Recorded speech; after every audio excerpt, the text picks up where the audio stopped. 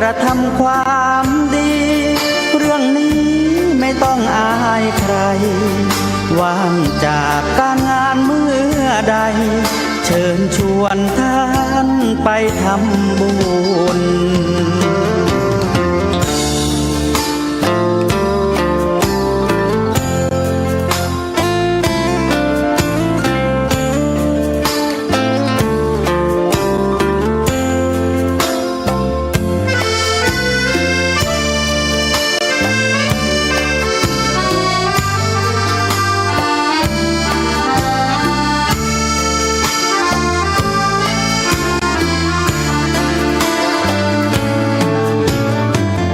เชิญชวนทุกท่าน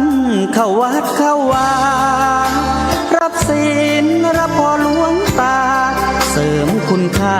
ให้กับจิตใจกระทำความดีเรื่องนี้ไม่ต้องอายใครว่างจากการงานเมื่อใดเชิญชวนท่านไปทำบุญกระทำความดีเรื่องนี้ไม่ต้องอายใครฝากเพลงเชิญชวนหญิงชายอย่าอายเรื่องการทำบุญ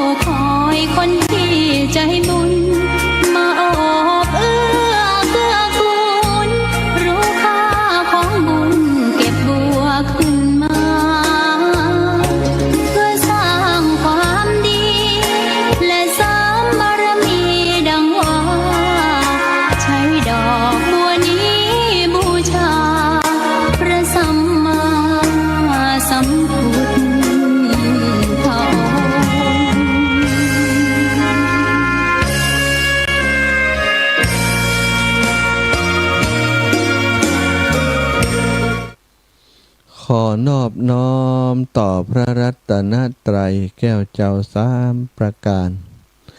น้อมเอากุณพระพุทธเจ้ากุณพระธรรมเจ้ากุณพระสังฆเจ้ากุณพระอรหันตเจ้าอริยสงฆ์เจ้าชู้ตนชู้องค์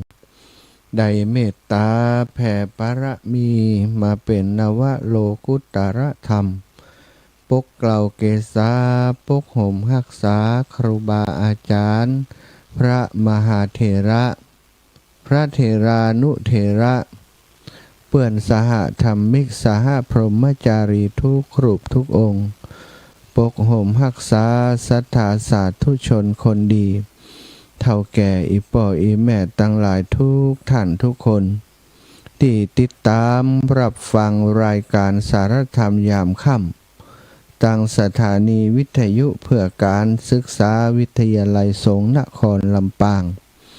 และสถานีวิทยุ 104.50 เมกะเฮิรตซ์สถานีวิทยุเพื่อการศึกษาศาสนาวัฒนธรรมวัดฝายหินขอบคุณถึง2 สถานีขอบคุณผู้บริหารสถานี 106.50 วิทยาลัยสงฆ์นครลำปางมีท่านผู้อำนวยการสถานีท่านดร.จิรศักดิ์ปันลำผอ.ผู้มีวิสัยทัศน์นะผอ.ผู้มีจิตใจอันเป็นบุญเป็นกุศลได้พิจารณาหันความสำคัญของการเผยแผ่พระพุทธศาสนาได้มอบเวลาให้กับพระสงฆ์เผยแผ่พระพุทธศาสนาได้มาจัดรายการตั้งสถานีของเฮาหลายช่วงหลายเวลาโดยมีผู้บริหารตั้งในช่วยเหลือกันก็คือดร.แอมพัชริยาฟองจันตาเป็นเจ้าหน้าที่สถานีดูแลสถานีร่วมกับน้องนัทสถาพรสุธาคำซึ่งทำหน้าที่เป็นช่างเทคนิคน้องดิวอนุพงษ์ตาจินะก็เป็นจิตอาสาดูแลสถานีร่วมกันอีกคนหนึ่งพร้อมกับคณะกรรมการบริหารสถานีทุกคนทุกท่านและสถาญาติโยมที่ได้สนับสนุนการน้ำค่าไฟสถานีมาสถานีวิทยุ 104.50 ท่านอาจารย์พระครูสมุวิสุวัฒน์วรกิจโจผอ.สถานีก็ได้เมตตาเชื่อมสัญญาณทุกวันปฏิบัติหน้าที่โดยตัวเองนะเป็นผู้ที่มีเมตตานำสารธรรมยามค่ำไปออกอากาศทางสถานีวิทยุของท่านพร้อมกับได้ตัดต่อบันทึกลงใน YouTube เพื่อจะเอาให้ศรัทธาญาติโยมที่เปิ้นบ่ได้ติดตามทางวิทยุสามารถติดตามทาง YouTube ได้ตลอดเวลาเก็บไว้เมินเนาะใน YouTube ได้บางท่านก็ติดตามรายการทางสถานีวิทยุบางท่านก็ติดตามทางไลฟ์สดบางท่านก็ติดตามทาง YouTube แล้วแต่จะสะดวกทางใดเนาะศรัทธาพบปะกันวันนี้เข้าพรรษาแล้ว1 วันละเนอะศรัทธา วันเข้าพรรษาวันที่11เนาะแต่ว่าที่ผ่านมาเป็นวันเข้าพรรษาของตุเจ้าพระสงฆ์องค์สังฆเจ้าอาตมาจัดรายการทิ้งไว้นะแล้วก็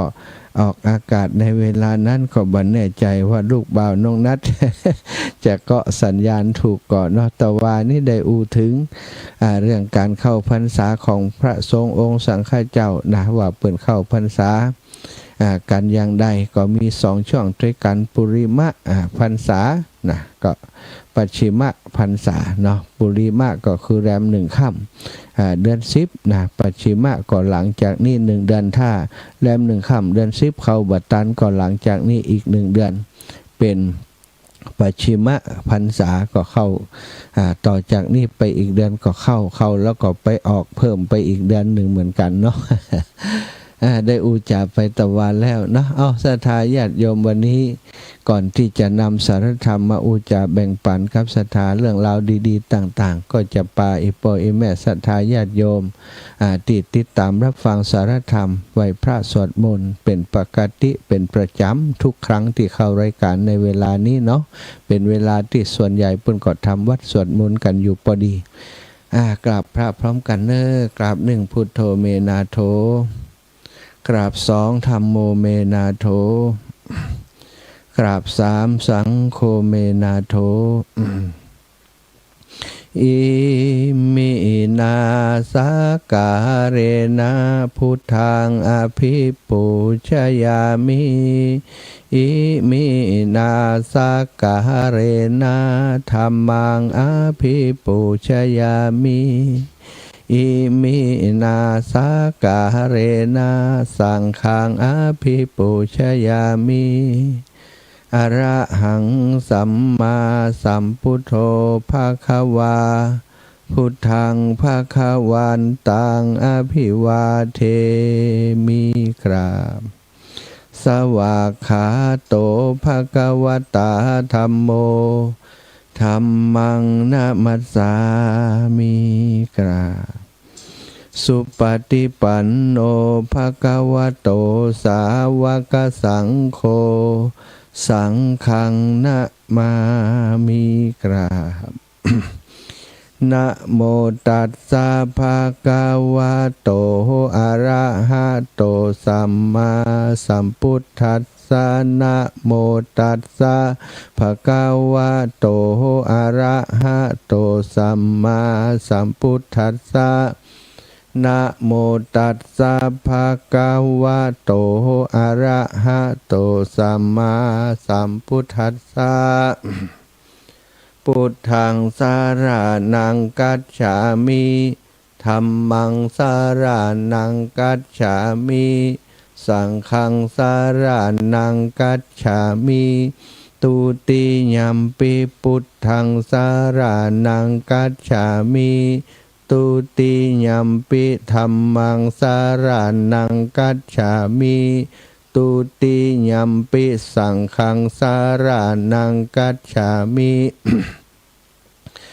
ตติยัมปิพุทธังสารนังกัจฉามิตติยัมปิธัมมังสารนังกัจฉามิตติยัมปิสังฆังสารนังกัจฉามิอิติปิโสภะคะวะอะระหังสัมมาสัมพุทโธวิชชาจารณะสัมปันโนสุขโตโลกาวิทูอนุตตโรปุริสธรรมสารทิสัทธาเทวมนุษสานังพุทโธภคะวะติสวากขาโตภคะวะตาธัมโมสันทิฏฐิโกอากาลิโกเอหิปัสสิโกโอปันนายิโกปัจจตังเวทิตัพโพวินโยหิติสุปฏิปันโนภะคะวะโตสาวกสังโฆอุชุปฏิปันโนภะคะวะโตสาวกสังโฆยายาปฏิปันโนภะคะวะโตสาวกสังโฆสามิจิปฏิปันโนภะคะวะโต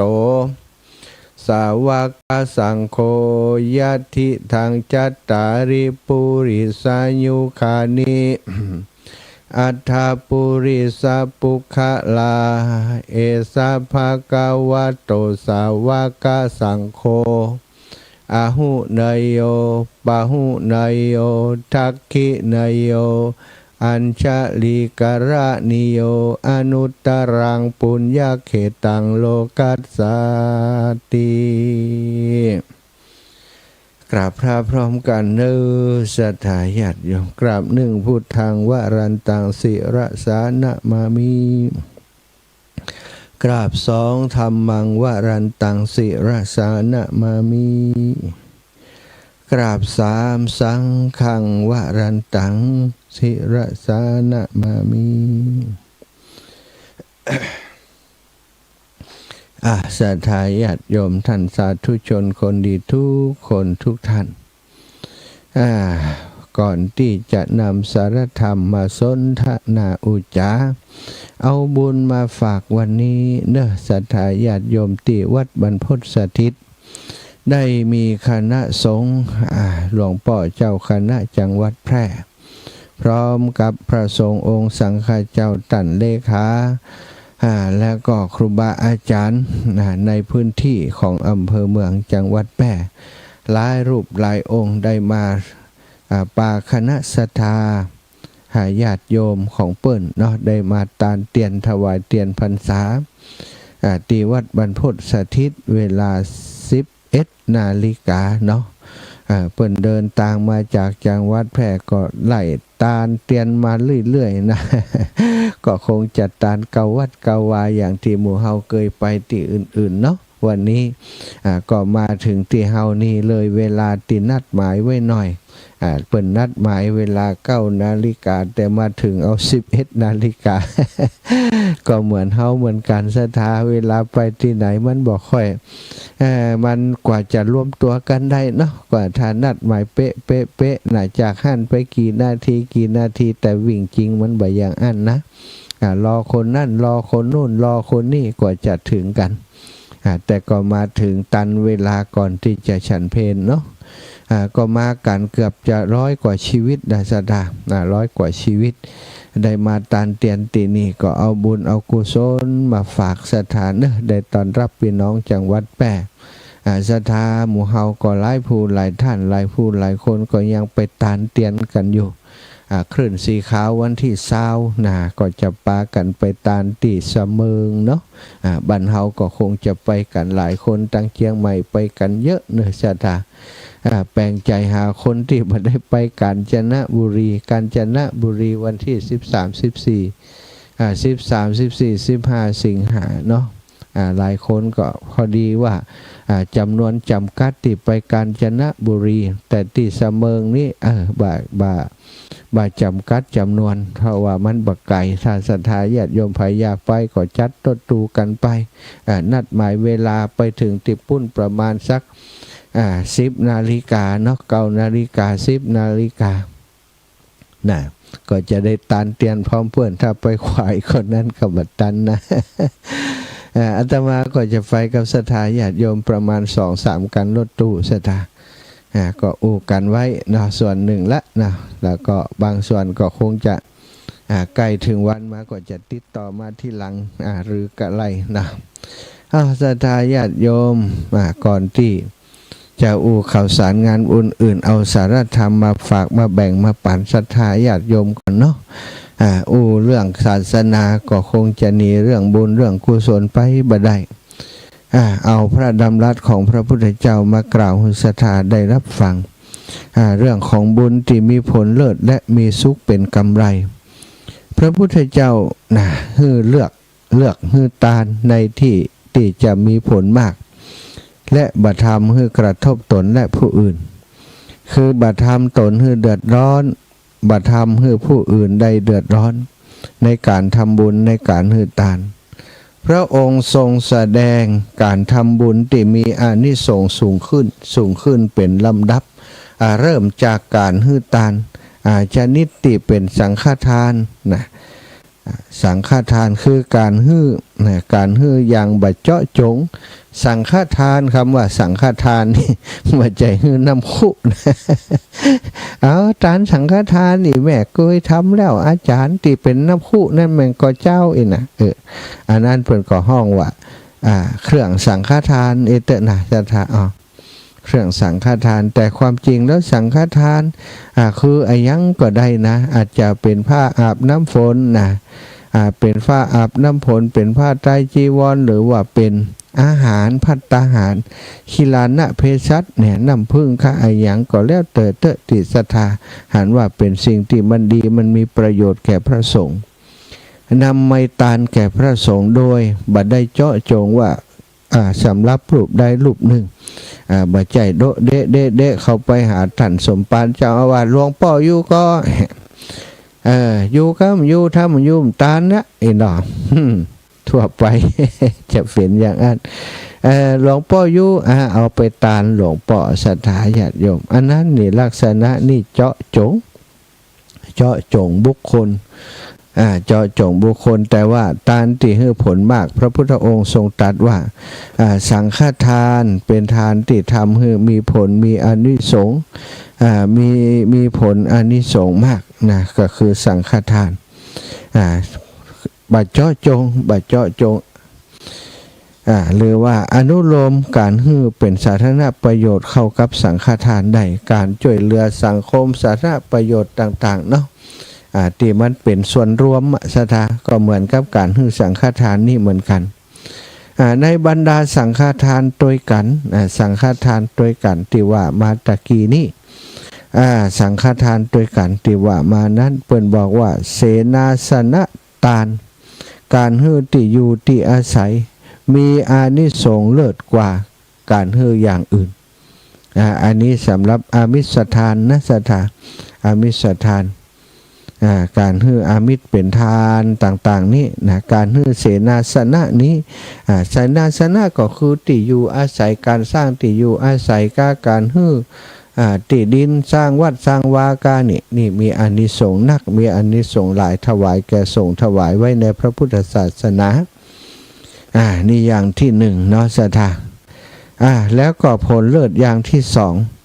ผลเลิศอย่างที่สองก็คือการเข้าถึงไตรสรณคมไตรก็สามสรณะที่ปึงคมนะก็การเข้าถึงการยอมรับนับถือพระพุทธเจ้าพระธรรมเจ้าพระสังฆเจ้าเป็นที่พึ่งเป็นที่เคารพเป็นที่สักการะเป็นที่ยึดเหนี่ยวตั้งจิตตั้งใจเป็นแนวทางในการดำเนินชีวิตมีอานิสงส์มากกว่าข้อหนึ่งนี่สถาตะกี้ว่าสังฆทานมีผลมากนะทานบรรดาทานทั้งหลายเนี่ยสังฆทานมีผลมากและบรรดาสังฆทานเสนาสนะทานมีผลมากแต่ก็สู้อย่างที่สองนี่บ่ได้นะสถาอย่างที่สองคือการเข้าถึงไตรสรณะมีสรณะไตรสรณคมการเข้าถึงพระรัตนตรัยนั่นเองก็คือเข้าถึงพระพุทธพระธรรมพระสังฆเจ้าเป็นสรณะเป็นที่พึ่งตลอดชีวิตแน่วแน่ในการดำเนินชีวิตอันนี้มีอานิสงส์มากกว่าการฮื้อทานที่เรียกว่าสังฆทานในข้อที่หนึ่งนั้นข้อที่สามการรักษาศีลห้าการรักษาศีลห้าฮื้อบริสุทธิ์ฮื้อดีฮื้อมั่นคงศรัทธาฮื้อแน่วแน่ตั้งด้วยความตั้งใจโดยมีจิตประสงค์จำนงหมายจะรักษาฮื้อบริสุทธิ์ข้อนี้มีผลมากกว่าข้อที่สองให้มะ เข้าถึงสรณคมบ่ได้แต่บ่รักษาศีลศรัทธาสมมุติอันนี้ก็มันอย่างใดเนาะมันก็บ่มีอานิสงส์นักแต่ถ้าหากว่าเฮาเข้าถึงไตรสรณคมแล้วเฮารักษาศีลโดยความบริสุทธิ์ตั้งใจรักษาศีลก็จะมีอานิสงส์มากกว่าข้อที่สองนี่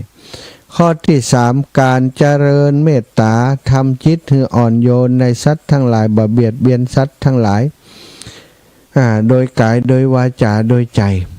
บ่เบียดเบียนสัตว์บ่ทำร้ายสัตว์ข้อที่สี่นี้ซ้ำมีอานิสงส์มากกว่าข้อที่สามให้เหมาะสถาตะกี้รักษาศีลก็มีอานิสงส์มากกว่าข้อสองแล้วกว่าการเข้าถึงพระรัตนตรัยอันนี้ข้อที่สี่เจริญจิตเมตตาเกิดขึ้นในจิตในใจมีความอ่อนโยนต่อสัตว์ทั้งหลายมีอานิสงส์กว่าการรักษาศีลข้อที่ห้าการเห็นอนิจจังทุกขังอนัตตาไตรลักษณ์ด้วยปัญญาด้วยปัญญาในคำนี้ศรัทธาการเรียนรู้ทั่วไปเขาอ่านคำว่าอนิจจังทุกขังอนัตตาครูบาอาจารย์เปิ่นแปลให้ฟังว่าอนิจจังแปลว่าอย่างอีทุกขังแปลว่าอย่างอีอนัตตาแปลว่าอย่างอีอันนี้หู้แบบทฤษฎีแบบการศึกษาทั่วไปแต่ถ้าหู้โดยปัญญานี่หมายความว่านั่งสมาธิปฏิบัติธรรมอยู่หรือว่ามีการเพ่งพินิจพิจารณาไปถึงกฎของไตรลักษณ์อนิจจังทุกขังอนัตตาว่ามันเป็นอย่างไรศรัทธาแล้วก็เกิดความหู้เป็นความสว่างสวัยทางปัญญาเกิดขึ้นในสติในสมาธินั้นอันนี้เรียกว่าหันด้วยปัญญา หันด้วยปัญญาอันแจ่มแจ้งแก่ตนบ่ต้องมีคำอธิบายบ่ต้องมีคำอธิบายมันมีแต่คำว่าอ๋ออย่างนี้นี่เองคือเห็นอนิจจังทุกขังอนัตตาเห็นกฎของไตรลักษณ์นะกฎของธรรมชาติด้วยปัญญาของตัวเองแท้จริงบ่ต้องจากการเรียนรู้จากคนนั่นคนนี้บอกแต่ประสบกับใจตัวเองว่าอ๋อมันเป็นอย่างนี้นี่เองอนิจจังทุกขังอนัตตาเป็นภาวะอย่างนี้อันนี้มีอานิสงส์มากกว่าข้อที่สี่ข้อที่สี่ว่าเจริญเมตตานั้นยังบ่มากเท่าการหันกฎของไตรลักษณ์โดยปัญญาข้อที่หกนะการสิ้นกิเลสการสิ้นกิเลสการประพฤติธรรมจนบรรลุถึงความพ้นทุกข์นะคือสิ้นกิเลสบ่กลับมากำเริบเสบสารบ่มาเกิดขึ้นในสันดานของเฮาอีกแล้วนะความทุกข์ทั้งหลายทั้งมวลบ่สามารถเกิดขึ้นในจิตในใจอีกแล้วอันนี้เป็นอานิสงส์สูงสุดในการประพฤติความดีทั้งหลายทั้งมวลสถาตามในแห่งพุทธพจน์นี้จะหันว่าการทรงเห็นว่าทรงแสดงอานิสงส์แห่งบุญสูงขึ้นตามลำดับและยิ่งลงทุนเปิ้นบอกว่าและยิ่งลงทุนเรื่องทรัพย์สินเงินทองน้อยลงเท่าใดหรือบัดต้องใช้เงินทองเลยศรัทธาก็ได้เป็นการทำความดีอย่างประหยัดและฉลาดอย่างยิ่งทำยิ่งฉลาดขึ้นเราจะสังเกตเห็นว่าถ้าหือตานี่ศรัทธาขวัญขวายอาจจะเป็นของใจของยังก็แล้วแต่ติขวัญขวายมาโดยทรัพย์สินโดยปัจจัยต่างๆเนี่ยมีค่ามีราคาดวงใจเงินใจทองแต่ศรัทธาอีป่อยอีแม่ตั้งหลายนะการถวายสังฆทานใจเงินใจของโดยเฉพาะการทำเสนาสนะการสร้างวัดสร้างวาใจเงินใจทองอาจจะมากมายเป็นลักล้านลักหลายล้านแต่สำหรับการรักษาศีลนี้ศรัทธาญาติโยมบัดใจตังเลยกลับมีอานิสงส์มากกว่าข้อที่หนึ่งติดใจทรัพย์ในการทำบุญแล้วก็การรักษาการขั้นสูงต่อมาการเข้าถึงพระรัตนตรัยนี้ก็บัดใจได้ซื้อพระพุทธเจ้าบัดได้ขายเอาเธอจะมาถึงพระรัตนตรัยถึงเฮากะพระพุทธพระธรรมพระสงฆ์เป็นสรณะเป็นที่พึ่งต้องใจต่ออันต่ออีที่บ่มีศรัทธาถึงด้วยหัวใจเปล่งคำโดยจิตใจที่ยินยอมน้อมรับฟังคำสอนของพระพุทธเจ้าเอาพระองค์มาเป็นที่พึ่งที่ระลึกในจิตในใจอันนี้บ่ได้เสี่ยงสตางค์เหมือนกันเนาะยิ่งสูงขึ้นยิ่งบ่ได้เสี่ยงสตางค์การรักษาศีลก็ดีการเจริญเมตตาภาวนามีจิตเมตตาที่อ่อนโยนในสรรพสัตว์ทั้งหลายบ่คิดเบียดเบียนผู้อื่นให้ได้ถึงความลำบากอันนี้ก็บ่ต้องใจตังเหมือนกันบ่ใจทรัพย์แล้วก็ข้อสุดท้ายการสิ้นไปแห่งกิเลสนี่ก็บ่เกี่ยวกับทรัพย์ถ้ามีทรัพย์นักก็ยิ่งจะเป็นปัญหาการที่จะหลุดพ้นจากกิเลสนี่ศรัทธาพ่ออีแม่ทั้งหลายยิ่งข้อสังเกตก็คือยิ่งได้บุญมากนะเป็นความดีที่สูงขึ้นนี่ยิ่งลงทุนเรื่องทรัพย์สินเงินทองน้อยลงคือบ่ได้ลงทุนเลยนี่เนาะยิ่งสลัดทรัพย์สินเงินทองออกไปได้มากเท่าใดคุณงามความดีที่ประณีตก็จะเกิดขึ้นกับคนนั้นได้มากขึ้นเท่านั้นอันนี้เรียกว่าเป็นการทำบุญแบบประหยัดและก็ชาญฉลาดทำบุญยิ่งทำบุญแบบนี้ก็ยิ่งฉลาดขึ้นศรัทธาบัดต้องไปแข่งกันในการทำบุญว่าโอ้ฉันเธอให้10 บาทฉันให้เช้าฉันให้100นะเขาจะว่ายังได้จังเขาเอารักษาศีลเข้าถึงพระพุทธเจ้าปฏิบัติธรรมมีเมตตาปฏิบัติธรรมเพื่อความหลุดพ้นแห่งกิเลสไปยิ่งได้บุญได้อานิสงส์มากตามพุทธพจน์นี้ศรัทธาฉะนั้นก็ขอให้ศรัทธาญาติโยมอีป่ออีแม่ทั้งหลายช่วยกันสำเนียกศึกษาเรื่องนี้ให้เข้าใจจะได้ทำบุญถูกต้องจะได้ทำบุญที่มีผลเลิศและก็มีสุขเป็นกำไรอย่างแท้จริง บ่อเกิดแห่งห่วงบุญอันยิ่งใหญ่พูดถึงการทำบุญจิตสำนึกของคนไทยส่วนมากมักนึกถึงว่าต้องไปทำบุญที่วัดถ้าเรื่องทำบุญนะหลายคนก็นึกถึงวัดทำบุญวัดไหน ส่วนใหญ่นึกอย่างอันแต่นาสถาจิตสำนึกของคนไทยส่วนมากนึกถึงว่าต้องไปวัดต้องทำกับพระความจริงแล้วการทำบุญทำได้ทุกแห่ง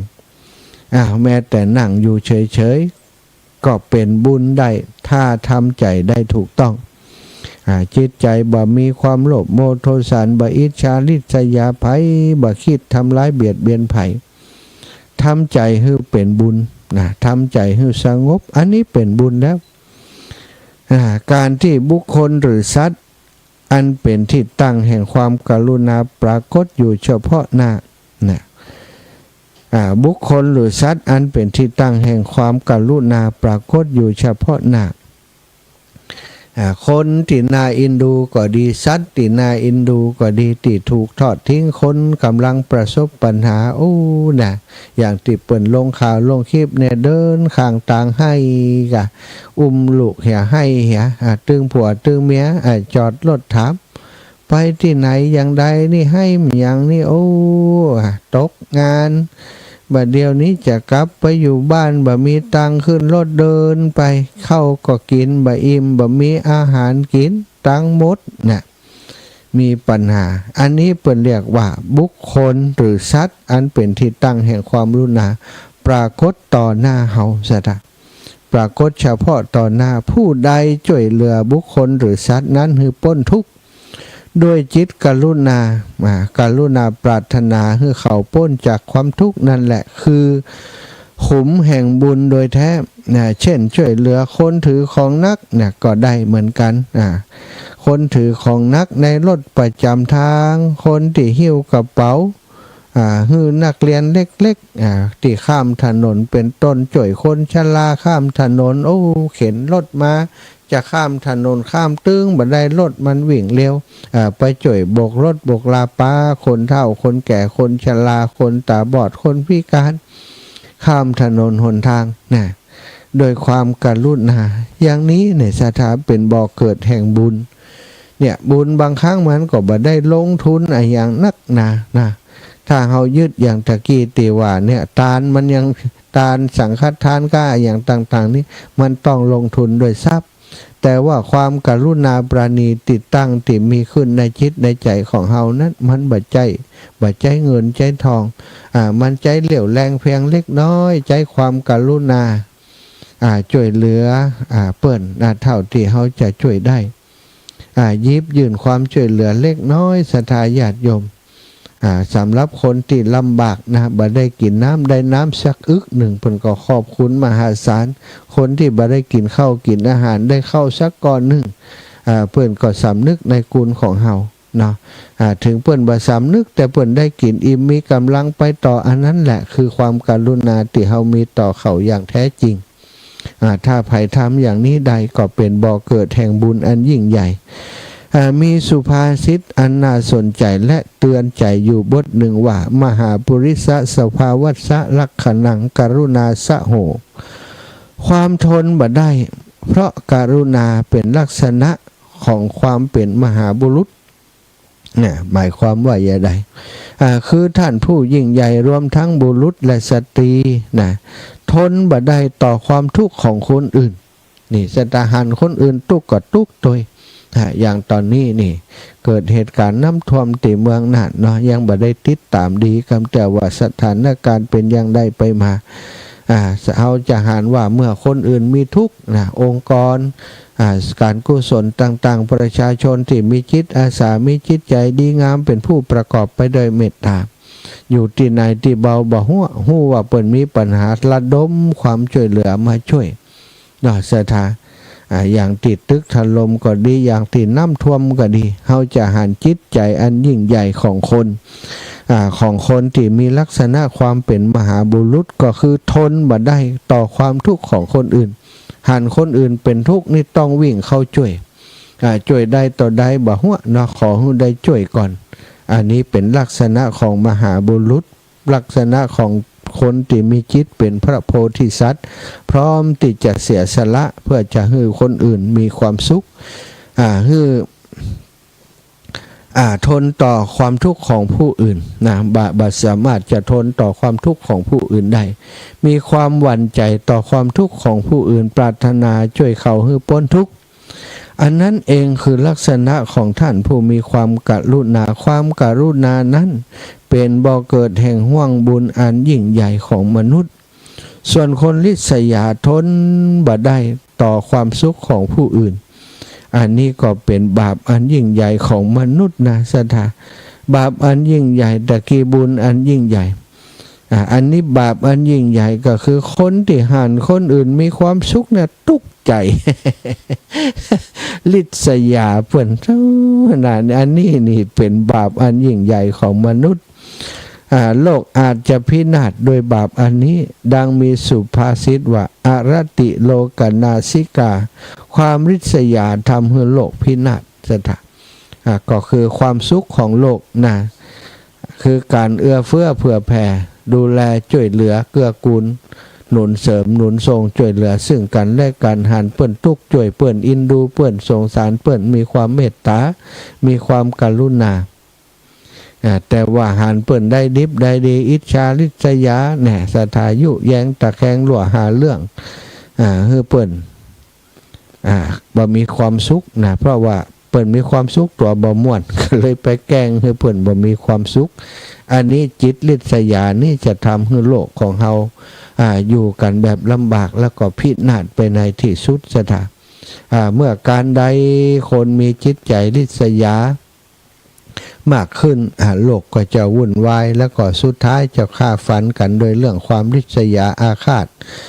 บาดร้ายซึ่งกันและกันแต่ตราบใดที่ความกรุณาปราณียังมีอยู่ในจิตใจของคนทั่วโลกบอกว่าคนไทยหรือต่างชาติเชื้อชาติภาษาเผ่าพันธุ์ต่างๆตราบใดที่ยังมีความปรารถนาดีต่อกันมีความเมตตากรุณาต่อกันโดยหันว่าโอ้เขาก็เป็นเพื่อนร่วมทุกข์ร่วมสุขเกิดแก่เจ็บตายกับเฮาไปทำร้ายไปเบียดเบียนกันได้อย่างใดหันเปิ้นทุกข์ไปช่วยเปิ้นถ้าจิตใจของคนยังมีคนอย่างนี้อยู่มาก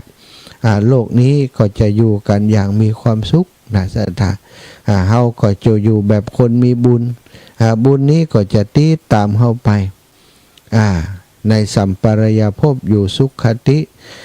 อยู่สุขคติในสัมปรายภพส่วนคนที่จิตอิจฉาริษยาอยู่ในโลกนี้ก็ทุกขคตินะไปในโลกหน้าอบายภูมิก็ทุกขคติวินิบาตเดรัจฉานไปนะเฮาเป็นชาวพุทธนะพระพุทธเจ้าสอนเรื่องบุญต้องฉลาดในการทำบุญสถา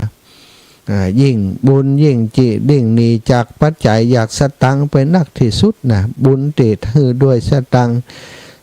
หรือว่าทรัพย์ต่างๆนั้นนะมีอานิสงส์สังฆทานมีอานิสงส์มากแต่ยังก้านการรักษาศีล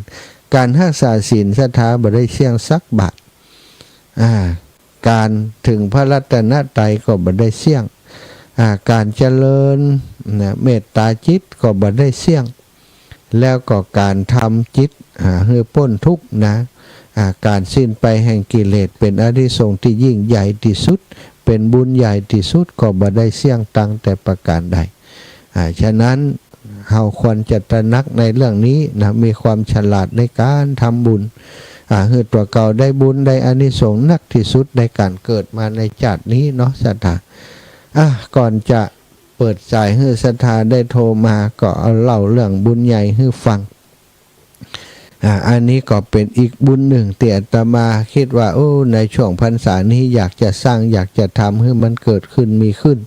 เพื่อจะเปิดโอกาสเป็นสะพานบุญให้กับศรัทธาญาติโยมทั้งหลายได้สร้างกองบุญกองกุศลร่วมกันเจ้าพุทธของเฮานิยมทุกภาคนะศรัทธานิยมในช่วงเข้าพรรษาหรือว่าออกพรรษาไปเดือน2 เดือนนี้นิยมการตั้งธรรมหลวงตั้งธรรมหลวงหรือว่าเตศมหาจารย์เวสสันดรชาดกเพราะว่าเป็นเรื่องราวเกี่ยวกับองค์พระพุทธเจ้า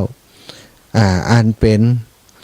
ครูของโลกเป็นศาสนาของโลกเป็นพระบรมพรหมเป็นพระบรมศาสดาแห่งคนและเทวดาทั้งหลายศรัทธา ประวัติของพระองค์อยู่ในเรื่องราวของเวสสันดรชาดกขันโมดครบถ้วนตั้งแต่บำเพ็ญบุญเป็นพระโพธิสัตว์นะลงมาจุติในพระครรภ์พระมารดา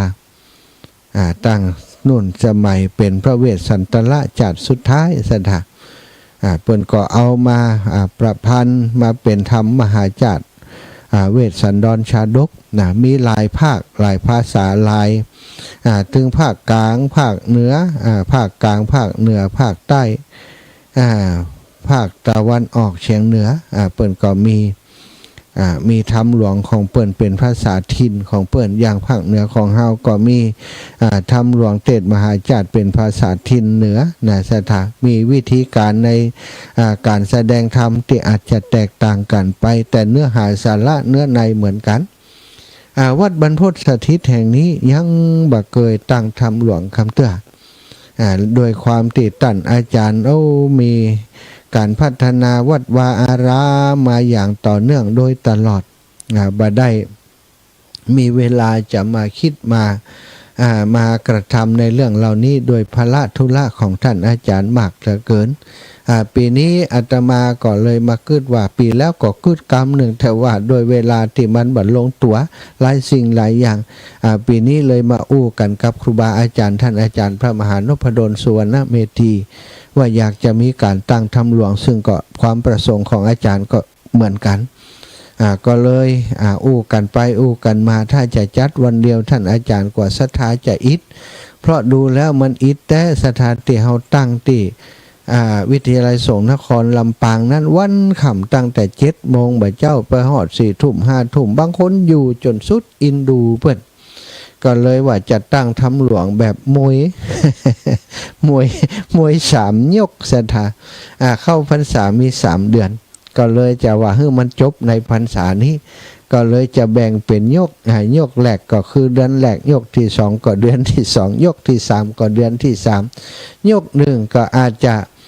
ยก1วันที่อาจจะเตดบัดเต่ากันซะทาโดยเฉพาะยกที่1ยกแรกเนี่ยวันที่27นี่จะเตดด้วยกัน6 ผูก6 ผูกด้วยกันเริ่มจาก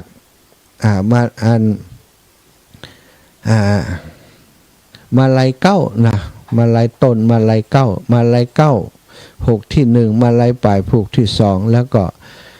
คาถาปันแล้วก็อานิสงส์4 ผูกนี้จะเตดในตอนเจ้านะสถาแล้วก็ตอนบ่ายก็จะเป็นเข้าเริ่มต้นเวสสันดรชาดกผูกที่1ผูกที่2เดือนแรกนี่ยกแรกนี่ได้2 ผูกผูกที่1ก็ทศพรผูกที่2ก็หิมปานตอนนี้นะได้องค์เต็ดแล้วส่วนหนึ่งละนะก็ยังขาดอีกบักกี่รูปเนาะในวันที่27นี่เต็ดตั้งแต่9 โมงเนาะถึงบ่าย2 โมงจบพอดีนะผูกแรกนี้นะมาลัยเก้านี่ก็จะได้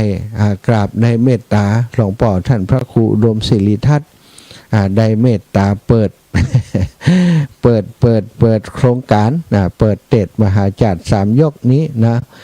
หลวงพ่อพระครูอุดมศิริทัตน์ย้ำได้ประสานคำเตือนรูปนี้นี่แต่ว่าจะไปกราบหลวงพ่อโดยตัวเองนะสถาแล้วก็มาลัยปลายนี่ท่านพระปลัดสุเมธสุเมธโส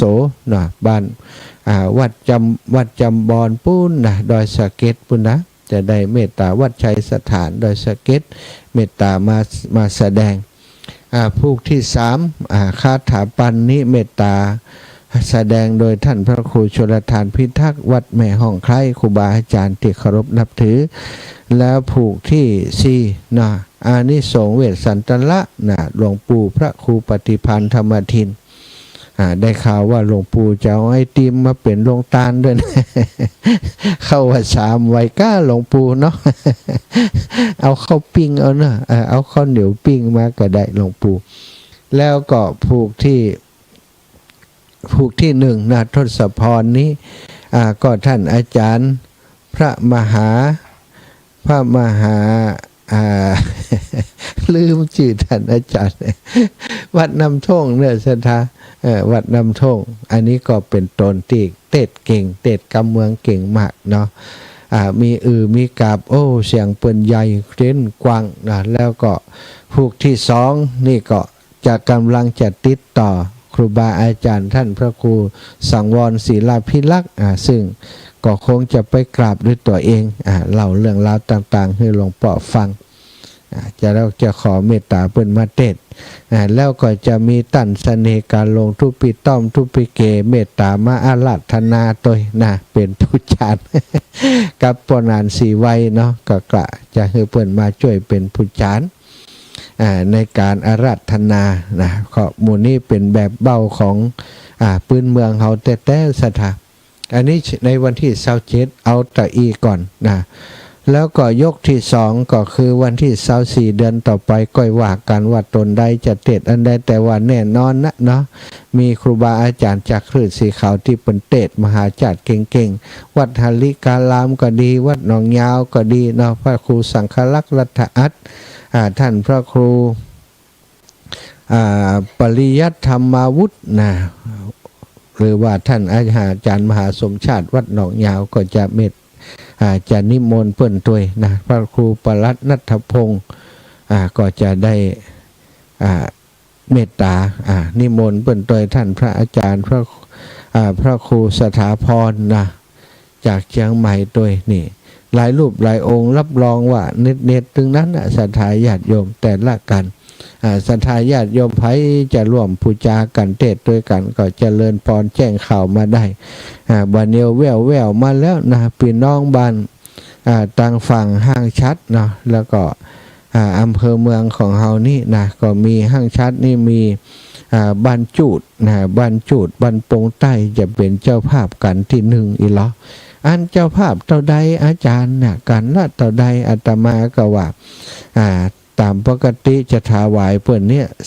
3,000แต่ว่ากันละ3,000นะศรัทธาตึงสังตึงอย่างหมดนั่นนะเนาะแล้วก็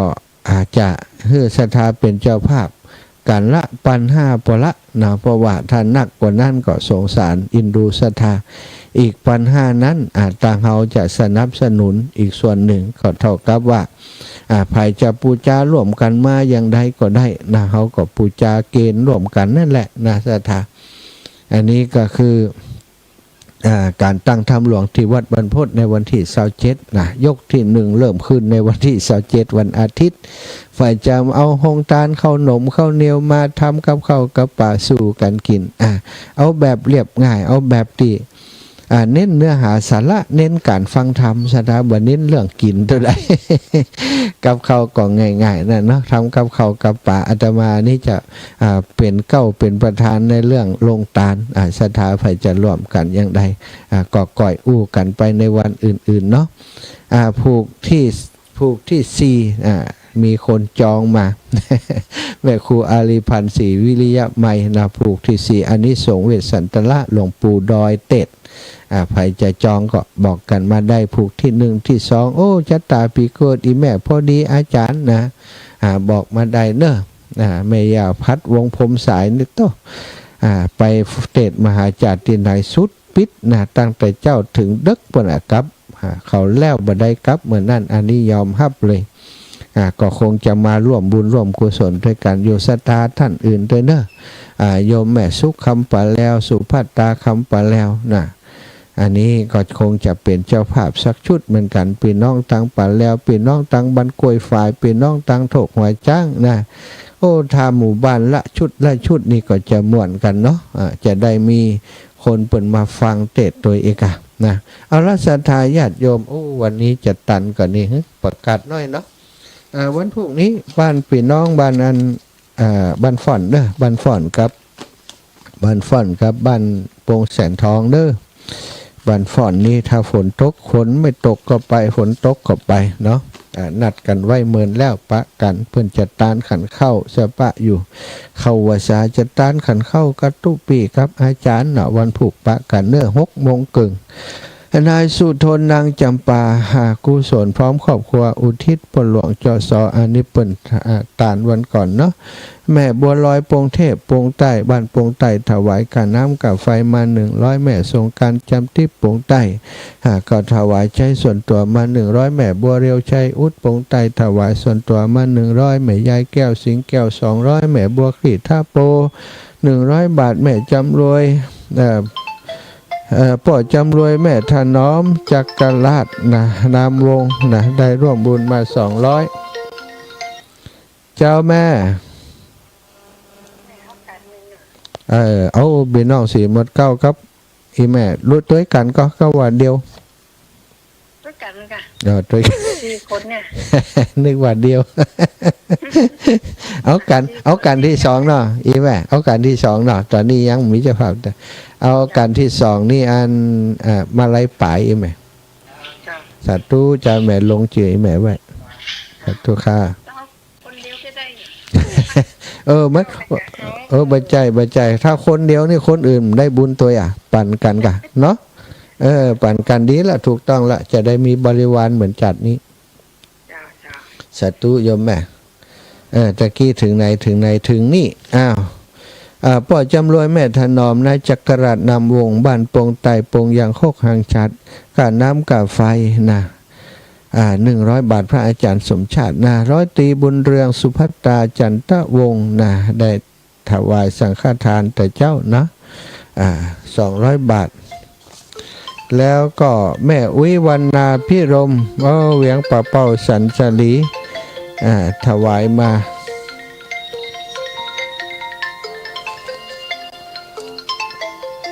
เจริญปอนแม่น้อยอุตุดี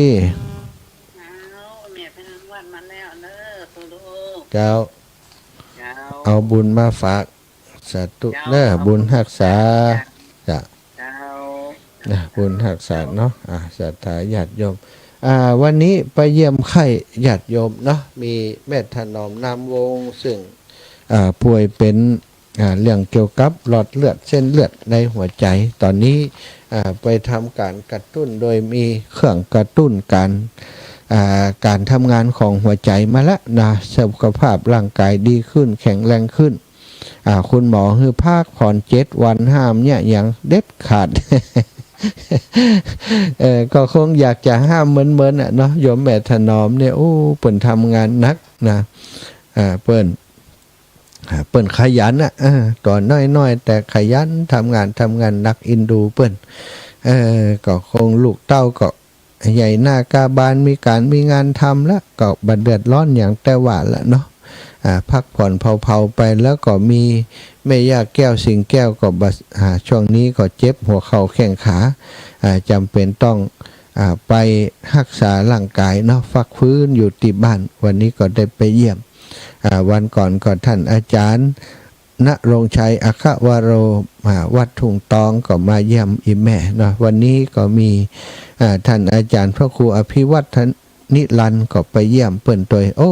ตู่เจ้าไปหลายมีกำลังใจโยมแม่เนาะลูกหลานก็มากันทุกคนตึงตำรวจตึงคุณครูนะมาดูแลแม่เปิ่นเนาะอบอุ่นครอบครัวอบอุ่นเอาละศรัทธาญาติโยมแบ่งเวลาให้ศรัทธาญาติโยมได้โทรเข้ามาเนอะ0808844173 วันพรุ่งนี้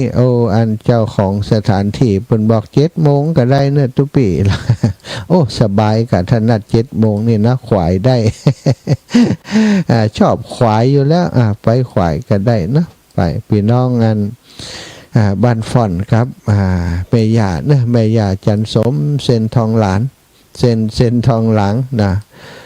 บ้านโป่งแสนทองนะแม่ย่าเรียบวังสมบัตินะแม่ปราณีไว้ปะกันพรุ่งนี้เนาะพ่องก็ไข่ทำบุญพ่องก็ไข่ใส่บาตรกันหมุนเวียนเปลี่ยนไปนะท่านอาจารย์ตุลุงกฤษถวายความเคารพครับหมดเวลาทางครับผมทุบแล้วครับครับครับ อ้าววันต่อไปนะวันพรุ่งนี้วันที่13วันที่14นี่ไป4หมวดเก่ากับหนองยางพรุ่งนี้จะบ่ได้เข้ารายการเนอะวันที่14นี่ไป4หมวดเก่ากับหนองยางเจริญพรโยมแม่ปราณี